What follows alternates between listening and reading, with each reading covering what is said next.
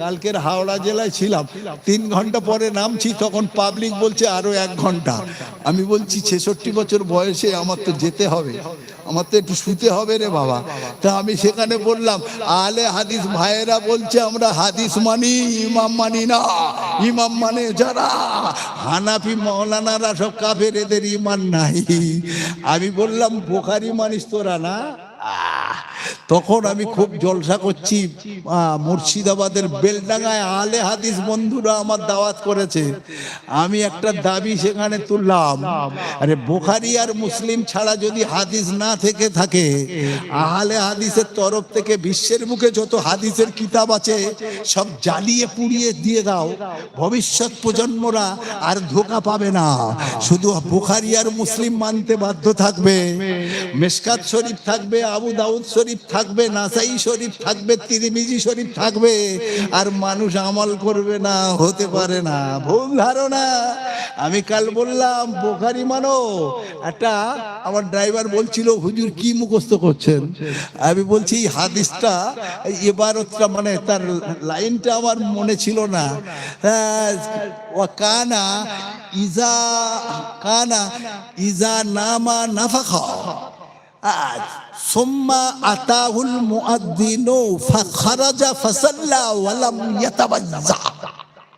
নবী ঘুমিয়েছিলেন, বুখারী শরীফের হাদিস। নবী ঘুমিয়ে গেছেন, এমন ঘুমিয়েছেন নাক ডেকেছেন। নাফাখা, নাক ডাকার আওয়াজ কখন হয়? যখন তীব্র ঘুমে মানুষ লিপ্ত হয়। তারপরে মুয়াজ্জিন আজান দিল, ফাআতাহুল মুয়াজ্জিনু, বাস মুয়াজ্জিন আজান দিয়ে দিল, ফাখারাজা ফাসাল্লা, নবী বেরিয়ে গেলেন, নামাজ পড়ালেন। ওয়ালাম ইয়াতাবাজ্জা, নবী ওযু করেননি। নবী ওযু করেননি। হে আলে হাদিস বল তুই, আমরা সব হানাফি না? আমরা হানাফি।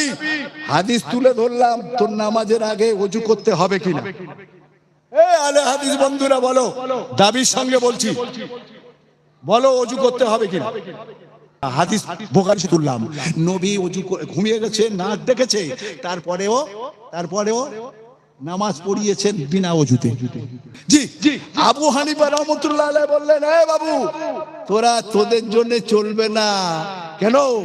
রাসূলের কলব ঘুমোয়, নবীদের কলব ঘুমোয় না, উম্মতের কলব ঘুমোয়, চোখও ঘুমোয়, তাই তোদের ওযু করতে হবে। আমরা দেখছি ঘুমোচ্ছেন, কিন্তু নবীদের কলব ঘুমোয় না, সেই জন্য নবীদের ওযু করতে হয় না। তুই তো জানিস না, তা ওযু করিস কেন বেটা? বল। মাদ্রাসাওয়ালারা এই জন্য এই মাদ্রাসা টিকিয়ে রেখেছে। ইমাম আবু হানিফার সময় একটা ছাগলের বাচ্চা হয়েছে রে বাবা। কেন? ছাগল আর কুকুরের মিলন হয়েছে, জবরদস্তি যেভাবে হোক, মুখটা কুকুরের মতো আর বডিটা ছাগলের মতো। মৌলবীরা সব হাদিস কোরআন খুঁজছে, ছাগল বলবে না কুকুর বলবে, ছাগল বলবে না কুকুর বলবে, পাগল হয়ে যাচ্ছে। আলে হাদিস বন্ধু কি করবে? খাওয়া চলবে? এই খাওয়া চলবে? মুখটা কুকুরের মতো, বডিটা ছাগলের মতো, সব পাগল হয়ে যাচ্ছে। পাবলিক বলছে কি করব? আরে পাবে, ইরহামু মান ফিল আরদ ইয়ারহামু মান ফিস সামা। কিতাব খুলে দেখ না, তোরা পৃথিবীর সৃষ্টির উপরে রহম কর, আল্লাহ তোদের উপর রহম করবে।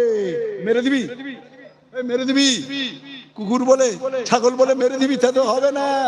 আবু হানিফা তখন কাছে যাওয়া হলো, হুজুর এটা কি করব বলো? আবু হানিফা বললেন, এই ঘাস দে আর ভাত তরকারি দে। ওর কাছে ভাত দে আর ঘাস তরকারি দে, কোনটা খায় দেখ। ও যদি ঘাস খায় তাহলে ছাগল, যদি ভাত তরকারিটা খায়, ঘাস না খায় তাহলে কুকুর।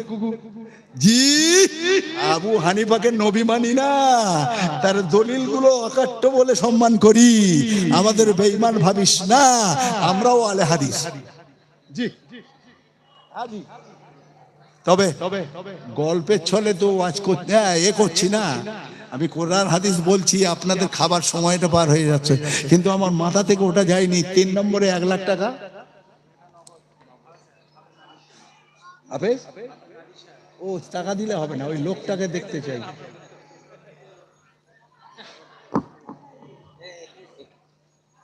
ও আমি চিনি তো ভাই, আল্লাহ খুব ভালো রেখেছে। নারে তাকবীর।